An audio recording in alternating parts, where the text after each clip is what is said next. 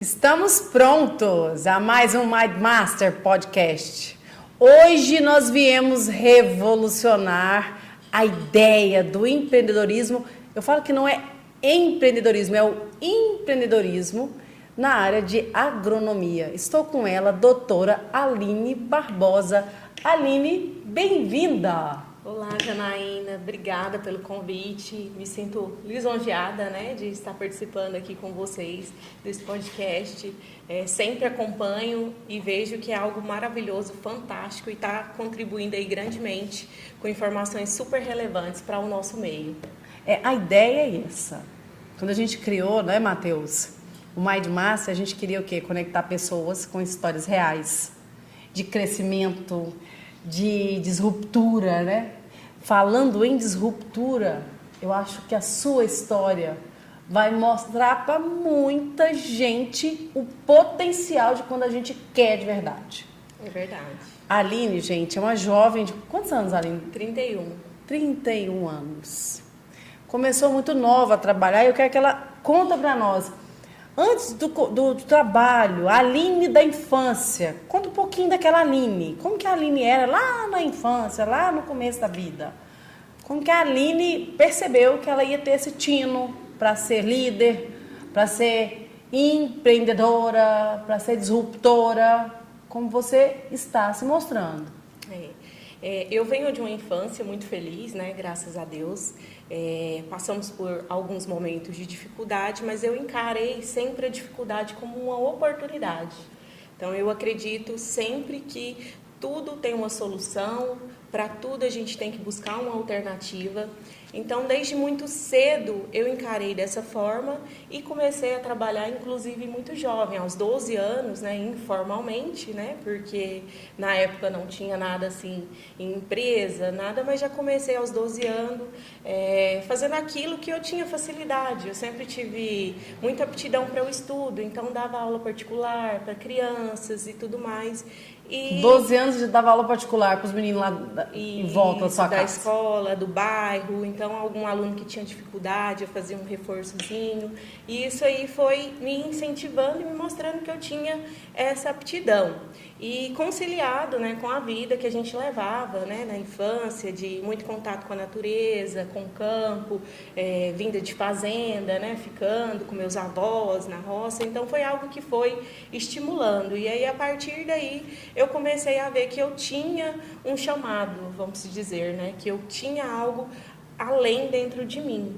É uma fase muito delicada quando a gente entra na adolescência, decidir, para que rumo eu vou, qual faculdade eu vou fazer. Qual que é a minha missão, Porque tem muita gente que tá com 35 anos, 3 faculdades, não sabe a missão ainda. Isso, justamente. E quando a gente é jovem, a gente tem essas indecisões. Eu acredito que a maior parte dos jovens passa por isso. E aí eu senti esse desejo e falei, não, eu vou focar nisso. Trabalhei de outras coisas, trabalhei em salão, mas eu via que não era aquilo. Não que foi ruim, foi muito bom para o meu crescimento. Conheci pessoas maravilhosas que sempre me incentivaram, mas fui vendo que eu tinha que focar naquilo que me fazia feliz. Porque eu acho que, em primeiro lugar, é a gente se sentir feliz e realizado. Fazer o que gosta dá lucro. Isso aí. Quando a gente faz o que gosta, a gente faz com uma leveza tão grande que nem parece que está trabalhando, Isso mesmo. E isso te dá um resultado imensurável. Você não consegue mensurar. Por quê? Para você não foi trabalho. Você estava ali gostando do que estava fazendo, você está dedicando. Muitas vezes as pessoas falam assim, nossa, você trabalha muito. Você acha? Tipo assim, Porque não é trabalho, é missão, é diferente. Qual que foi o primeiro trabalho da Aline? Trabalho mesmo, formalmente? Formalmente, eu entrei em uma unidade sucroenergética aqui da região. Entrei muito jovem, inclusive, aos 16 anos. Jovem aprendiz. Como jovem aprendiz. Entrei no setor financeiro, onde eu tive apoio de uma profissional esplêndida, que me ensinou muito e me deu o pontapé inicial. Você entrou na parte administrativa financeira? Entrei na financeira, não atuava ainda na área que eu queria. Porém, como era uma oportunidade para eu estar entrando, então eu vi aquilo ali como algo que eu não poderia deixar passar. Então, me candidatei, fiz todo o processo seletivo e entrei. E foi muito bom para mim, porque eu acredito que tudo que a gente aprende, isso válido, agrega, né? Isso é válido. válido. E o financeiro é muito importante quando a gente fala de agronegócio, porque eu preciso saber se o negócio está dando lucro, eu preciso saber o que posicionar, mas será que o retorno vem? Então, foi algo que casou muito bem. E a partir do financeiro eu tive a oportunidade de passar para um outro departamento que já ia um pouquinho mais próximo da área da agronomia, que foi o setor. Nessa época que você estava fazendo administração, que você estava dentro do administrativo dessa empresa, você já fazia faculdade? Não, ainda não. Estava com 16. Estava concluindo o ensino médio. Ensino médio. Aí Entendi. Com 17 eu entrei na graduação, que foi o momento que eu migrei para o setor de meio ambiente. Momento que também eu tive a oportunidade de trabalhar com uma gestora muito boa, japonesa, e o pessoal fala japonês, eles têm... Né? Eles são criteriosos, são detalhistas, perfeccionistas. E me ensinou demais. Então, assim, cada etapa, ela foi contribuindo para a minha formação, como pessoa e como profissional. Maravilha. Só que eu quero... a gente teve um bate-papo antes, viu, pessoal? Que a Aline, ela é minha prima primeira. E quase uma meia-irmã, né? Porque a Aline foi criada num período aí comigo. Mas hoje a gente vê o crescimento da Aline, é incrível. Incrível, Aline. Eu quero que você conte um pouquinho para que as pessoas saibam como que foi sua ingressão dentro da faculdade. Você fez faculdade na União Evangélica? Isso, eu fiz na União Evangélica. Lá com o Zé Mateus? Isso, com o Zé Mateus. O início sempre é muito tumultuado e meio complicado. E como você mesmo sabe da família, a família não tinha uma condição muito favorável financeiramente para aquele momento, mas a gente não desistiu, falamos, vamos fazer o que for, mas a gente vai conseguir fazer essa faculdade. E aí vendemos, inclusive, algumas rifas, galinhada, mas conseguimos, né? Ingressamos na faculdade. Assim que eu ingressei... Não, mas conta mais aqui, da ingressão. Para você ingressar na faculdade, não precisa ter só dinheiro, você precisa passar no vestibular. Justamente. Você era a primeira turma de agronomia de Goianésia. Isso. E para essa turma firmar, precisava de quê? Aí nós ingressei nessa faculdade e o curso de agronomia ele era muito recente e ele ainda não tinha sido avaliado pelo MEC. Porque o MEC ele atribui notas à qualidade das universidades. E a minha turma sempre foi uma turma muito dedicada a todo mundo, né? E a minha turma foi selecionada para fazer a prova, para aprovação do curso de agronomia em Goianésia, no MEC. E nesse momento, todos os alunos fizeram a prova, né? E assim, eu me dediquei bastante, principalmente porque nesse período eu já estava bolsista na universidade. Tinha conseguido uma bolsa, então precisava manter notas boas, e não só por isso, mas a gente se dedicava porque o nome da faculdade a gente carrega com a gente, né, pelo jeito. Resto da vida. É onde faz parte de quem você é. Isso, onde você formou e você leva aquilo ali. Então foi muito importante, e nessa prova em específica, eu consegui tirar uma nota que foi assim, muito surpreendente, eu fiquei muito satisfeita, ganhei algumas premiações na universidade, porque eu tive uma nota acima da média nacional, e isso contribuiu muito para a aprovação do curso. Gente, só refraseando, porque a Aline chega a ser muito humilde, né? Ô, Matheus, arruma para mim aqui a televisão. A nota da Aline fortaleceu o MEC aprovar o curso e a graduação de agronomia na Faculdade Evangélica de Goianésia, gente. Isso é um feito incrível, viu, Aline? Tem que bater no peito. Graças. Sabe? Foi muito bom. Inclusive, você me falou que o Zé Mateus, ele foi parte muito importante de tudo isso, né? Inclusive, em conseguindo a bolsa para você, te fortalecendo, para você continuar no caminho, fortalecendo o processo. Isso mesmo, justamente. Inclusive, no momento da nossa conclusão de curso, eu tive a orientação do professor Rodrigo e do Zé Mateus, e a gente publicou um artigo muito importante. Foi um artigo numa revista em nível mundial, reconhecido mundialmente, internacional. E eu acho que a maioria dos pesquisadores sonham em publicar nessa revista. E a gente, através desse projeto que a gente desenvolveu da Nature. Então, você tem um artigo publicado na Nature. Isso, justamente. Então, esse artigo fala sobre... A produção de solo, como que você falou? Esse artigo, eu sempre foquei muito na área de solo, que é inclusive a minha área de mestrado e doutorado. Então, eu trabalhei com física de solo e a gente estudou técnicas para definir tipos de manejo de preparo de solo. E esse material ele é tão interessante porque o preparo de solo, comumente, ele é feito de forma indiscriminada. Ninguém avalia como está a saúde ali, física do solo para determinar o que deve ser feito. E esse trabalho ele dá diretrizes para tomadas de decisões. Então, ele é, inclusive, amplamente utilizado aí pelo pessoal como referência para tomadas de decisões de sistema de manejo. Até hoje. Até hoje. Nessa empresa a qual você faz parte, eles usam esse estudo científico seu para melhorar a qualidade de manejo do próprio solo deles? Isso. Esse estudo ele é uma base para definições de metodologia de manejo.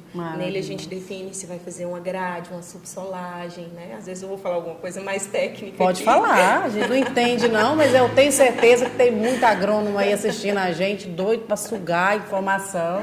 E é por aí mesmo. E foi um trabalho muito bacana, foi meio que pioneiro mesmo. Acho que um dos primeiros a serem publicados nesse conteúdo, né? E assim, pessoal muito dedicado, o pesquisador que trabalhou comigo nesse projeto também tinha muito domínio, então foi algo que deu certo e vem dando certo, né? Que ainda é utilizado aí amplamente aí pelas unidades. Vez ou outra eu encontro algum colega de profissão que fala, olha, eu estou usando aquele trabalho, viu, para determinar. Eu falo, oh, que bacana.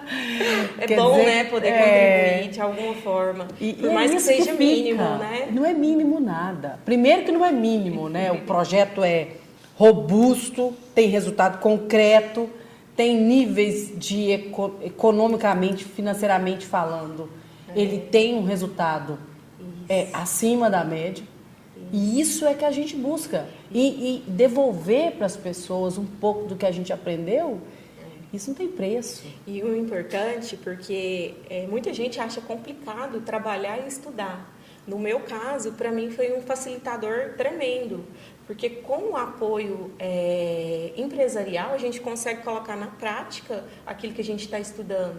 Então, assim, a empresa que eu trabalho sempre apoiou a isso, né? Então, todas as ideias, todas as novidades, sempre incentivou a nível de gerência, direção, todo mundo incentiva. E isso tem só contribuído, contribui em ambas partes, né? Tanto uma mão lava a outra, isso, né? Isso, justamente. E as universidades também. Durante o meu mestrado, a gente também fez algo parecido. Peraí, calma aí com o mestrado. Gente, tem a história da graduação. A Aline passa no vestibular. A Aline consegue a nota máxima acima da média nacional que coloca a instituição de Goianésia, a Universidade Unievangélica de Goianésia, com a aprovação do MEC no curso de agronomia. Olha as fases, acompanha as fases. Logo, ela publica um sistema de manejo, uma descoberta, um posicionamento, um conhecimento que vai para uma revista científica internacional que é usada em grandes e grandes empresas para controlar a qualidade de solo. Sim. Termina o TCC e vai encarar uma graduação pós chamada mestrado, para ser mestre em agronomia. Só que assim, tem que passar, né? Federal, não é? Foi na federal. Foi na federal. E me conta a história que você contou do seu esposo, que falou, pelo amor de Deus, Aline, vamos arrumar uma coisa feminina para essa Aline fazer. Vai fazer odonto, que é um curso feminino. Foi bem isso. Meu esposo, ele me incentiva, ele me apoia, mas no fundo ele sente que a profissão não é a profissão ideal para mim. Mas eu sempre explano. Talvez ele, né? a sua profissão ideal para você, mas não é a profissão ideal para a esposa dele. Talvez queria uma mulher que ficasse mais quieta, tivesse um consultório, né? Isso, justamente. Mais tranquila. Mas infelizmente não foi o que eu escolhi. E eu falo, cada um tem seu nicho, né? Então, meu nicho foi esse, o agronegócio, a agronomia. E aí a história do mestrado foi bem engraçada por isso, porque ele mesmo já começou a falar comigo, falou, olha, Aline, a gente vai lá fazer essa prova, mas se você não passar, ele tentando, né, me, assim... Não deixar você frustrar, né? Isso, não me deixar frustrada. Se você não passar, não chora, não fica desiste, tranquila. fica tranquila, é assim mesmo, tal. E começou, se você não quiser nem fazer a prova, não precisa. Eu falei, gente, agora eu vou fazer, eu vou passar. E fui eu e mais 2 pessoas, né, mais 2 colegas. 2 professores. Inclusive os 2 eram professores. E foram várias etapas, né, são 5 etapas. E inclusive consegui passar. E um dos professores naquela época não conseguiu passar. Então assim, foi algo assim que eu fiquei admirada. Principalmente pela questão que naquele momento eu não tinha muita familiaridade com o inglês. E a prova ela é feita em inglês, porque quando a gente passa para mestrado e doutorado, a gente precisa aprimorar, né, uma segunda língua.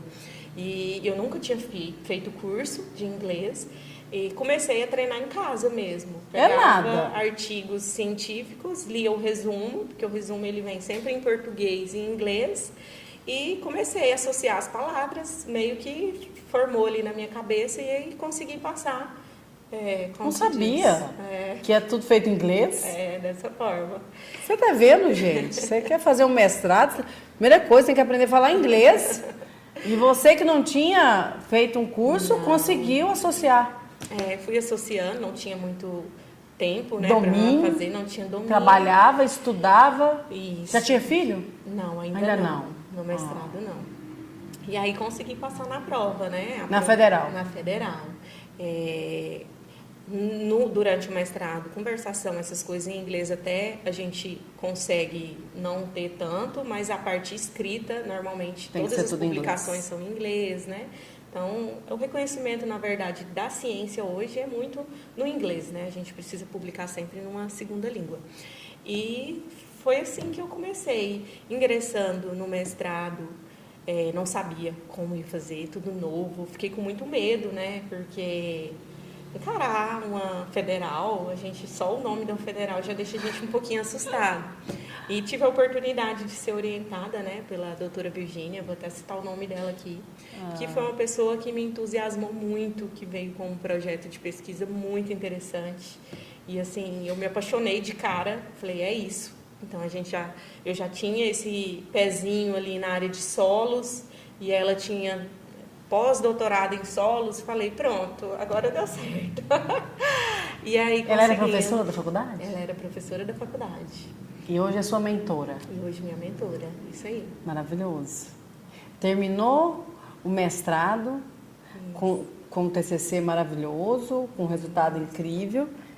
Que hora que você achou que ainda tinha que estudar mais? E por quê? Porque, assim, fazer um mestrado numa federal, gente, já é uma disruptura incrível para uma menina que, por mais que viveu a infância feliz, a gente sabe que teve desafios assustadores, e muitos desafios. Isso. Sabe? Eu percebo que a gente conta a nossa melhor história. Isso mesmo. Mas eu que sei. Eu que sei que você já passou, entendeu? Aonde que nasce o desejo de vir para um doutorado tendo um mestrado numa federal? Tem uma frase que uma pessoa sempre me fala. Quando você acha que sabe muito, é porque o universo ele está muito pequeno. Então foi aí que eu comecei a perceber. Quando eu comecei no mestrado, eu vi, gente, eu não sei de nada. Tem muita coisa para aprender. E daí eu falei, então não vou parar. Porque já que eu comecei, eu não quero desistir agora no meio do caminho. Vamos continuar essa jornada. E foi da onde eu... E foi no automático? Foi no automático. Terminou um, começou outro? Terminei, comecei o outro, terminei, comecei. E agora, concluí agora e já estou pensando aí em fazer um PhD, um pós-doutorado. Isso, no Brasil existe um pós-doutor nessa área? Essa minha orientadora, ela é pós-doutorada. Pós-doutora. Essa Virgínia. E aí ela consegue... É sempre assim, para um orientador ele tem que ter um nível a mais do que o seu de estudo. Então, uma pessoa de mestrado pode orientar uma de graduação, uma de doutorado pode orientar uma de mestrado. E o doutorado concluído? Aí, com o doutorado concluído, né? Você está em conclusão. Isso, eu já finalizei, fiz todo o projeto. Agora eu passo somente pela etapa de qualificação, que é a versão final mesmo, mas todo o trabalho já finalizado. Aprovando essa versão, eu já posso ingressar no pós-doutorado. Mas hoje, a Aline já está doutora? Praticamente pós-doutora. Falta a defesa. Ah, praticamente pós-doutora? Não, doutora. Doutora. Doutora. Para pós-doutorado... Só falta a defesa do TCC. TCC. Isso aí. É um TCC, como se fosse um TCC, porém... É só para mostrar, de fato, todo o conhecimento que você fez nessa jornada. Isso, porém, um nível um pouquinho maior, porque aí, como já é avaliado por doutores, né, então exige um pouquinho mais de critério em todas as informações que a gente repassa. A gente fala que, no caso, o mestrado é uma dissertação e o doutorado é uma tese. Ou seja, tem que ser algo inovador, tem que ser algo que ainda... Tem que trazer uma coisa que o mundo ainda não conhece. Justamente. E esse trabalho que eu concluí junto com a doutora Virgínia, ele é justamente inovador, porque ele é um sistema de recomendação de herbicidas para características de solo. Para adubação, hoje a gente tem isso, para irrigação a gente tem isso, mas para herbicidas a gente não tem isso dessa forma com que a gente está propondo. Maravilhoso. Inclusive, esse desejo de fazer algo nesse sentido vem muito do que a gente visualizou na prática. De tudo que é necessário, né? É buscar solucionar a necessidade do campo. O que o campo precisa? Justamente. Na unidade que eu trabalho, a gente aplicava um determinado produto em duas áreas diferentes. Uma área funcionava e na outra não funcionava. E aquilo ficou na cabeça. Falei, gente, por que aqui funciona e aqui não funciona?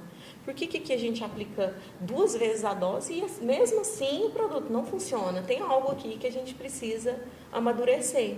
E aí foi isso, a gente começou a entender que cada tipo de solo tem uma ele resposta. Exige isso, ele tem uma resposta, tem um produto. É como se fosse chave e fechadura. Um se encaixa no outro para funcionar. E às vezes não é quantidade, né? Justamente. É o jeito, é o manejo. Isso em tudo. A vida, no modo geral, não existe regra na régua. Não existe regra na régua. Cada indivíduo, cada situação. Isso é no solo, isso é no ser humano, isso é em tudo. É verdade. E essa é a tese do doutorado. É saber aonde que está o solo diferente para a aplicação do herbicida funcional que vai trazer o melhor resultado, custo-benefício, com um resultado incrível. E nessa pegada que a gente vive hoje de sustentabilidade, que não é algo mais assim de ecologista, é algo que a gente precisa mudar, a gente entende que isso é extremamente importante. Porque além disso... Ou você cuida dessa terra, ou logo ela não cuida mais de você. Não tem, eu falo que não tem outra solução.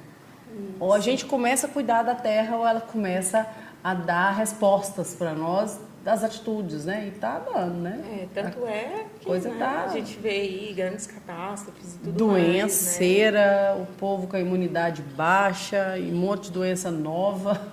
Todo dia nasce uma nova. Por quê? E hoje, principalmente as pessoas, talvez não sem conhecimento, mas vamos pensar aqui. A gente vê muitos artistas criticando o agro. A crítica do agro, ela é assustadora. Parece que o agro está contra o povo. O agro alimenta o povo e o povo contra... Eu não consigo entender, assim, essa matemática, né?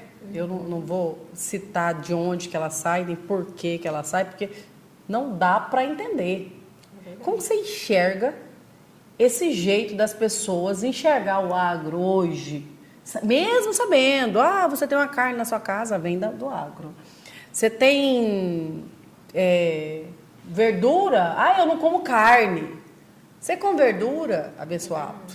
Você come fruta, vem do agro. O agro tem que funcionar para você ter as coisas. Como que você encara essa situação, doutora Aline? Eu acredito que seja um equívoco da população através da desinformação. que é o que você falou.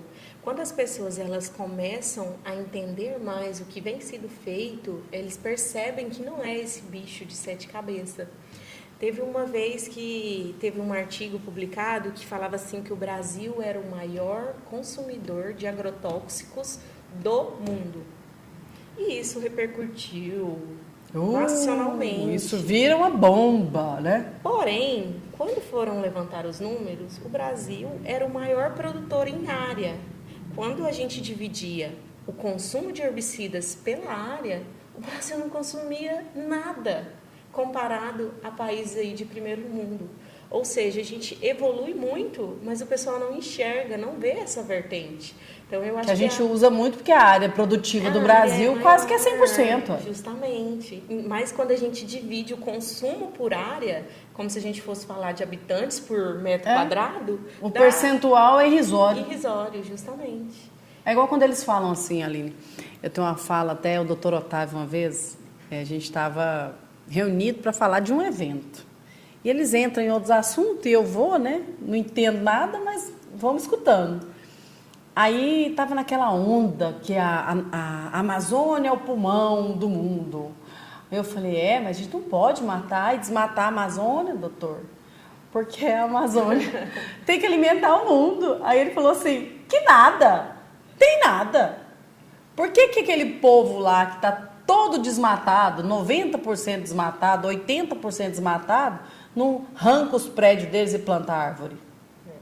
Eles não querem, né? Aí eles querem que nós plantemos árvore para eles respirar? Aí nós vamos deixar de crescer para eles respirarem?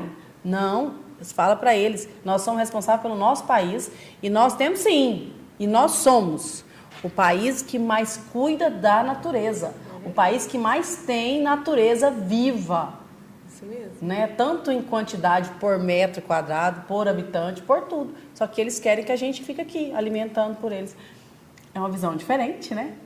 Porque é uma visão empreendedora, porque é uma visão de uma pessoa que pensa grande e a gente não tem que ser responsável pelo outro mesmo, não. É bacana, por que eles não vão lá reflorestar as florestas deles, né? E cuida do problema deles e deixa a gente crescer. Sem essa sangria, porque é assustador o como o agro hoje é encarado pela grande maioria dos jovens, inclusive. É verdade. O jovem mal informado. Justamente, a desinformação é o grande erro de tudo aí, né? E as pessoas não querem saber como que o alimento está chegando ali na mesa, né? Mas deixa faltar para ver. Né? Deixa. Ir lá no mercado não tem não, verdura, não tem não, fruta, não tem carne também não. Tudo é vestuário, tudo que roupa, tudo algodão. O agro é como se diz, o celeiro de tudo, né? Tudo nasce lá dentro, né? Tudo tem que ser produzido. E nasce tudo de dentro do agro. E essa expansão do agro, essa força do agro hoje, como que você vê esse crescimento? Você que hoje tem uma tese de doutorado que cuida tanto do solo quanto dos defensivos, né? Porque eu vi que lá na primeira graduação você estava cuidando do solo. Só do solo, né? Agora você já vem com a pegada de ampliação ao defensivo. Justamente. Quanto a gente vai usar pouco defensivo e ter mais qualidade de solo com o defensivo. Justamente. Eu acredito que seja ponto-chave. E esse é o diferencial nosso, de nós agrônomos, né? De nós que somos da área do agronegócio. A inteligência artificial vem muito forte. E o que faz a gente ser diferente? Essa capacidade que a gente tem de analisar e pensar o impossível. O detalhe, né? O detalhe. Então, a gente tem que pensar à frente, a gente tem que pensar estratégias para continuar no mercado e não ser, né? Não ser substituído. E isso, a inteligência artificial não pensa por nós, porque nós temos sentimentos, nós sabemos para onde está indo, né? o que está acontecendo. Então, assim, a inteligência artificial é uma ferramenta muito importante. Eu acredito que vai crescer grandemente. Porém, a gente precisa saber usar ela a nosso favor. Não contra a gente. Não contra a gente. Porque não pode começar... O que eu vejo isso? Começando a substituir pessoas por a inteligência artificial. Igual esses dias tinha um amigo meu que falou assim, Janaína, eu demiti tantos por cento dos meus vendedores e contratei IA. Não é nada. Olha só, Matheus, como que uma inteligência artificial vai substituir uma pessoa. Gente compra de gente. Quem conecta com as pessoas são pessoas. Então, assim, dentro do agro, como que está sendo usado, Aline? Você falou, a inteligência artificial. Como que usam a inteligência artificial lá dentro do agro? O agro ele tem um campo enorme para uso. Desde fazer pesquisas para entender melhor alguns posicionamentos, a monitoramentos, né? Que eu acredito que vai ser o caminho aí futuro.